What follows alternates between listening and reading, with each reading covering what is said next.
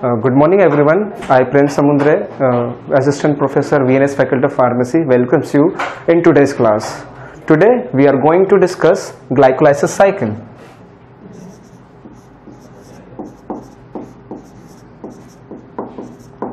So what is glycolysis cycle? Glycolysis cycle is a metabolic pathway for glucose metabolism.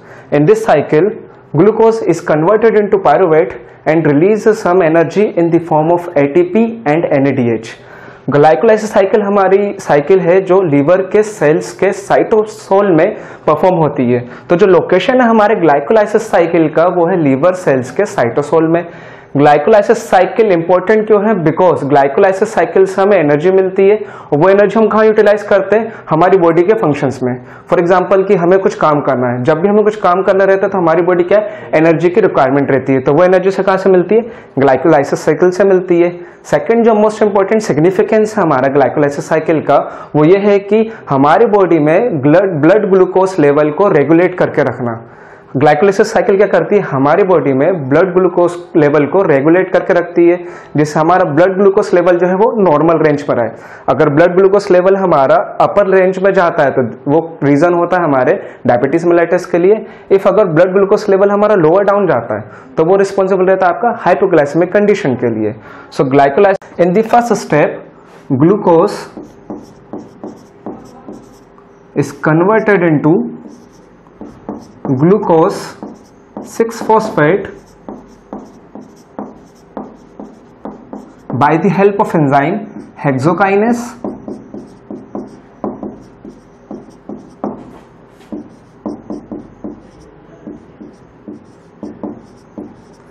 हमारी first step में क्या होता है कि जो हमारा ग्लूकोज मॉलिक्यूल है ये कन्वर्ट होता है ग्लूकोज 6-phosphate में with the help of enzyme hexokinase. इस स्टेप में क्या हो रहा है? जो हमारा एटीपी है वो कन्वर्ट होगा एडीपी पे। हमारा एटीपी का एक फॉस्फेट ग्रुप हमारे ग्लूकोज के 6th कार्बन एटम के पे जाके अटैच होगा और उसको बनाएगा ग्लूकोज 6-phosphate। तो यहाँ पे हम क्या कर रहे हैं?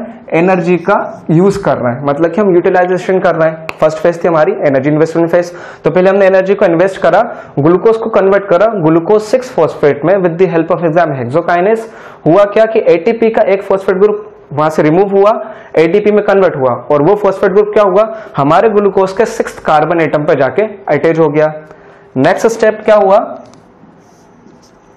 ग्लूकोज 6-phosphate कन्वर्ट होगा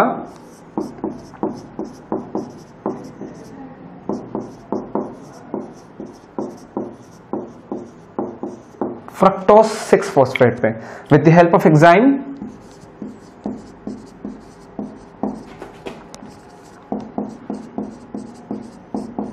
फॉस्फोग्लूकोआइसोमरेज।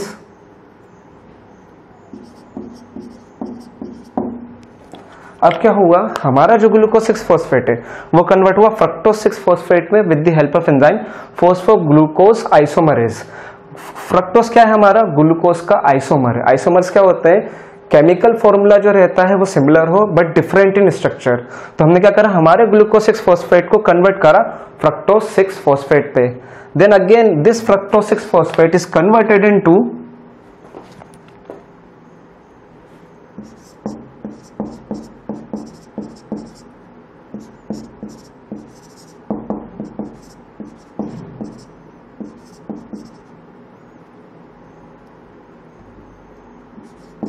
fructose 1,6-biphosphate with the help of enzyme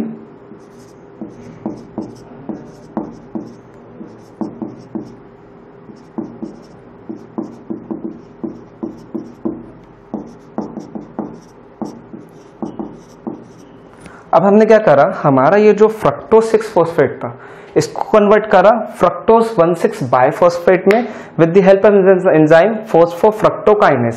similarly जो फर्स्ट स्टेप में हुआ हमारे कि एक एटीपी एडीपी में कन्वर्ट हुआ, यहाँ पर भी क्या हुआ? एक एटीपी एडीपी में कन्वर्ट हुआ। अब इस एटीपी का जो फॉस्फेट ग्रुप था वो कहाँ पे जाके अटैच हुआ? आके फ्रक्टोज के 1st कार्बन एटम पे।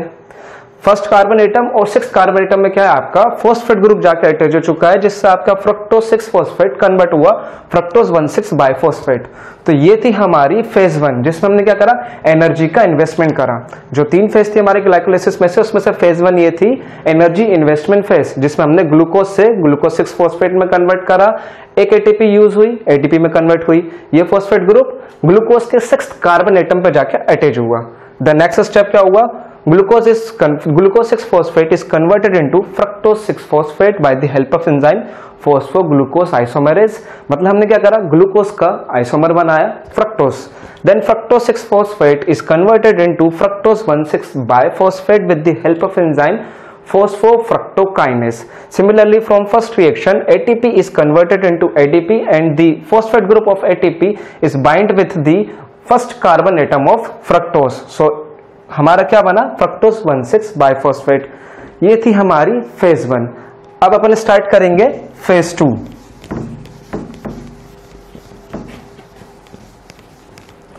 फेज 2 हमारा क्या था, स्प्लिटिंग फेज। स्प्लिटिंग फेज में क्या हो रहा है, लास्ट प्रोडक्ट था हमारा फ्रक्टोज 1,6 बाइफॉस्फेट। अब हम इसका करेंगे ब्रेकडाउन, जैसे कि फ्रक्टोज 1,6 बाइफॉस्फेट ये 6 कार्बन कंटेनिंग कंपाउंड होता है। अब इसको ब्रेकडाउन करेंगे 2-3 कार्बन कंपाउंड पे एल्डोलेस एंजाइम की हेल्प से। सो एल्डोलेस एंजाइम ने क्या करा, आपके फ्रक्टोज 1,6 बाइफॉस्फेट को ब्रेकडाउन करा 2 पार्ट्स में। पहला पार्ट है आपका ग्लाइसरल्डिहाइड 3-फॉस्फेट,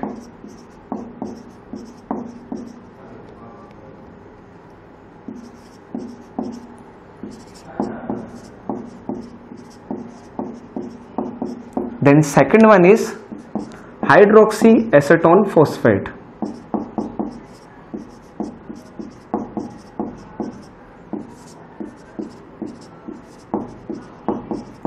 तो स्प्लिटिंग फेज में क्या हुआ हमारा कि जो फ्रक्टोज 1,6 बाइफॉस्फेट ये लास्ट प्रोडक्ट था हमारा, किसमें, जब हमने एनर्जी इन्वेस्टमेंट फेज स्टार्ट करी थी। अब ये फ्रक्टोज 1,6 बाइफॉस्फेट कन्वर्ट हुआ 2 कंपाउंड में, हाइड्रोक्सी एसेटोन फॉस्फेट में और ग्लिसरल्डिहाइड 3-फॉस्फेट में। दोनों कंपाउंड क्या है, 3 कार्बन कंटेनिंग कंपाउंड रहते हैं, बट हाइड्रोक्सी एसेटोन फॉस्फेट को हम फर्दर मेटाबोलाइज नहीं कर सकते ग्लाइकोलाइसिस साइकिल में। तो हम क्या करेंगे, इस हाइड्रोक्सी एसेटोन फॉस्फेट को अगेन कन्वर्ट करेंगे ग्लिसरल्डिहाइड 3-फॉस्फेट में with the help of enzyme isomerase. जिस तरह से हमने ग्लूकोज 6 फॉस्फेट को फ्रक्टोज 6 फॉस्फेट में कन्वर्ट करा था, सिमिलरली हमने क्या करा, हाइड्रोक्सी एसेटोन फॉस्फेट को कन्वर्ट करा ग्लिसरल्डिहाइड 3-फॉस्फेट में with the help of enzyme isomerase. Means क्या होगा, यहाँ पे हमारे आइसोमर बना और आइसोमर है हमारा ग्लिसरल्डिहाइड 3-फॉस्फेट। तो यहाँ पे फेज 2 भी होती है finish. Phase 1 energy investment phase, जिसमें हमने एनर्जी का इन्वेस्टमेंट करा, 2 एटीपीज हमने यूटिलाइज करी। Second one is splitting phase, जिसमें हमने क्या करा, ब्रेकडाउन करा हमारे फ्रक्टोज 1,6 बाइफॉस्फेट को ग्लिसरल्डिहाइड 3-फॉस्फेट में एंड हाइड्रोक्सी एसेटोन फॉस्फेट में। Then again hydroxy acetone phosphate को हमने आइसोमराइज करा किस फॉर्म में, ग्लिसरल्डिहाइड 3-फॉस्फेट में। नेक्स्ट लास्ट जो फेज आती है that is phase 3 energy generation phase. So अब हमें क्या कंपाउंड लेना है, glyceraldehyde 3-फॉस्फेट।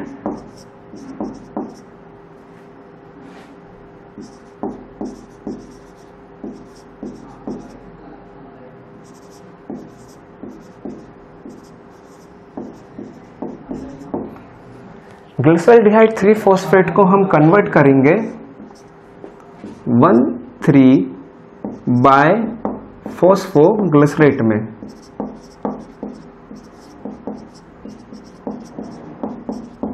With the help of enzyme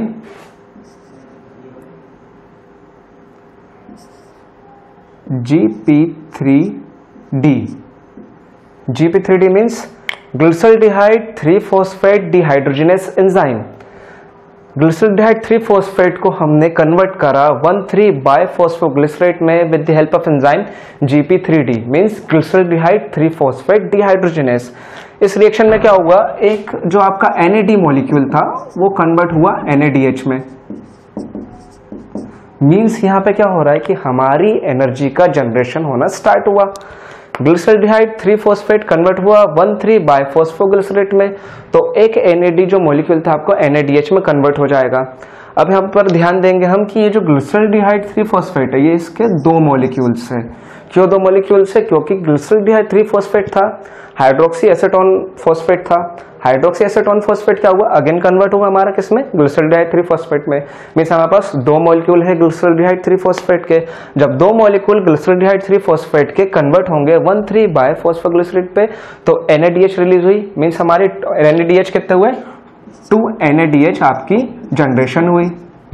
next step में हमें क्या करना है? 1,3-बाइफॉस्फोग्लिसरेट को कन्वर्ट करना है 3-फॉस्फोग्लिसरेट पे।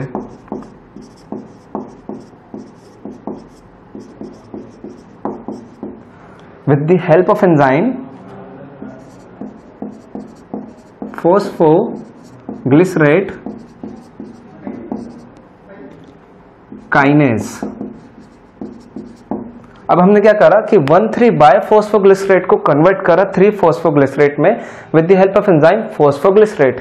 मींस क्या हुआ कि ये जो नंबर 1 कार्बन एटम पे जो फॉस्फेट ग्रुप था वो वहां से रिमूव हुआ। अब ये फॉस्फेट ग्रुप जो है उसका रिमूव हुआ तो वो कहां गया?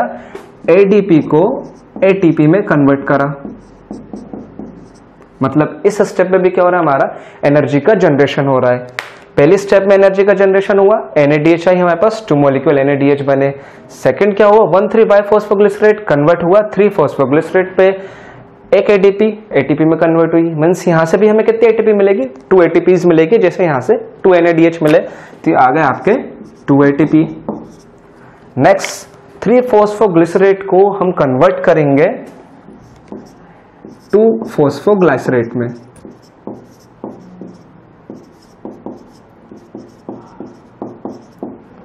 With the help of enzyme phosphoglyceromutase. हमने क्या करा अब कि 3rd कार्बन एटम में हमारे फॉस्फेट ग्रुप अटैच था, उसको हमने शिफ्ट करा। फॉस्फेट ग्रुप की शिफ्टिंग करी तो क्या हुआ? 2-फॉस्फोग्लाइसरेट हमारा फॉर्म हो गया। देन अगेन हम इस 2-फॉस्फोग्लाइसरेट को कन्वर्ट करेंगे फॉस्फोइनोल पाइरुवेट पे।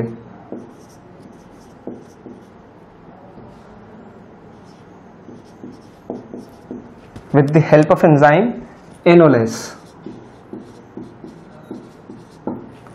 नेक्स्ट स्टेप पे हमने क्या करा कि पहले तो हमने शिफ्टिंग कर ली फॉस्फेट ग्रुप की, 3rd कार्बन एटम से हम उसे 2nd कार्बन एटम पे ले गए। फिर 2-फॉस्फोग्लिसरेट को कन्वर्ट कर हमने फॉस्फोइनोल पाइरुवेट में with the help of enzyme enolase. तो ये जो 2 स्टेप्स देख रहे हैं यहाँ पे कोई एनर्जी जनरेशन नहीं हो रही है। First step and second step में हुई थी जनरेशन, यहाँ पे कोई भी एनर्जी जनरेशन नहीं हो रही है क्योंकि यहाँ पे हम क्या कर रहे हैं? सिर्फ शिफ्टिंग कर रहे हैं और अपने मॉलिक्यूल का कन्वर्जन कर रहे हैं। देन हमारी एनर्जी जनरेशन की लास्ट स्टेप आती है, हम फॉस्फोइनोल पाइरुवेट को कन्वर्ट करते हैं पाइरुवेट पे with the help of enzyme pyruvate kinase.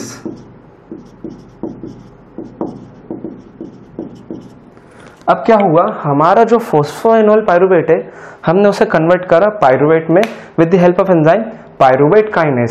Similarly यहां पर भी क्या होगा? एक ATP में कन्वर्ट होगी।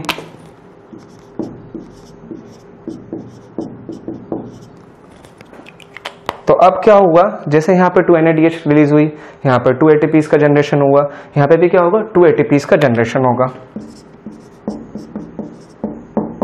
ये जो पाइरुवेट है आपका, ये लास्ट प्रोडक्ट रहता है ग्लाइकोलाइसिस साइकिल का। ग्लाइकोलाइसिस साइकिल में क्या करते हैं? ग्लूकोज को कन्वर्ट करते हैं पाइरुवेट में और साथ में जो है एनर्जी का जनरेशन होता है। हमने ग्लाइकोलाइसिस साइकिल को 3 फेजेस में डिवाइड करके रखा था। फर्स्ट फेज जिसमें एनर्जी को इन्वेस्ट करना था, ग्लूकोज 6-फॉस्फेट में कन्वर्ट हुआ, ग्लूकोज 6-फॉस्फेट फ्रक्टोज 6-फॉस्फेट में कन्वर्ट हुआ, फ्रक्टोज 6-फॉस्फेट फ्रक्टोज 1,6-बाइफॉस्फेट में कन्वर्ट हुआ। तो यहाँ पर 2 ATPs का हमने टोटल यूटिलाइजेशन करा और फेज 1 हुई फिनिश हमारी। सेकंड फेज में हमने क्या करा कि हमारे जो 6 कार्बन कंटेनिंग कंपाउंड था फ्रक्टोज 1,6-बाइफॉस्फेट, उसको ब्रेक डाउन करा 3 कंटेनिंग कार्बन एटम पे, that is hydroxy acetone phosphate and glyceraldehyde three phosphate. ये थी हमारी स्प्लिटिंग फेज। अब ग्लिसरॉल्डिहाइड 3 फॉस्फेट का फर्दर मेटाबॉलिज्म होगा, हाइड्रोक्सी एसीटोन फॉस्फेट का नहीं हो सकता। तो हाइड्रोक्सी एसीटोन फॉस्फेट को हमने फर्दर आइसोमराइज्ड करा किस फॉर्म में, ग्लिसरॉल्डिहाइड 3 फॉस्फेट के फॉर्म में। ये हमारी फेज 2 हो गई फिनिश। देन हमने स्टार्ट करी phase 3, that is energy generation phase. उसमें क्या करा, ग्लिसरॉल्डिहाइड 3 फॉस्फेट को 1,3 बाय फॉस्फोग्लिसरेट में कन्वर्ट करा with the help of enzyme GP3D, glyceraldehyde 3 phosphate dehydrogenase. Then क्या हुआ, NAD NADH में कन्वर्ट हुआ। अब हमारे पास 2 मॉलिक्यूल थे ग्लिसरॉल्डिहाइड 3 फॉस्फेट के, तो NAD कन्वर्ट हुआ NADH पे, और उसके बाद 1,3 बाय फॉस्फोग्लिसरेट था, वो कन्वर्ट हुआ 3 फॉस्फोग्लिसरेट पे। यहाँ पे भी हमारी एनर्जी जनरेशन हुई, और 3 फॉस्फोग्लिसरेट 2 फॉस्फोग्लिसरेट में कन्वर्ट हुआ, फॉस्फोनॉल पायरुवेट में कन्वर्ट हुआ। फाइनली हमारा पायरुवेट बना और साथ में हमें 2 ATPs मिली। तो टोटल ATP हमारी कितनी होती है, 9 ATPs। 2 NADH is equivalent to 5 ATP, 1 NADH is equivalent to 2.5 ATP. So total ATPs हमारी 9 and net ATPs कितनी हुई, 9 minus 2 ATP because we utilized 2 ATP in the first reaction and third reaction. तो overall आपकी net ATPs होती है 7 ATP।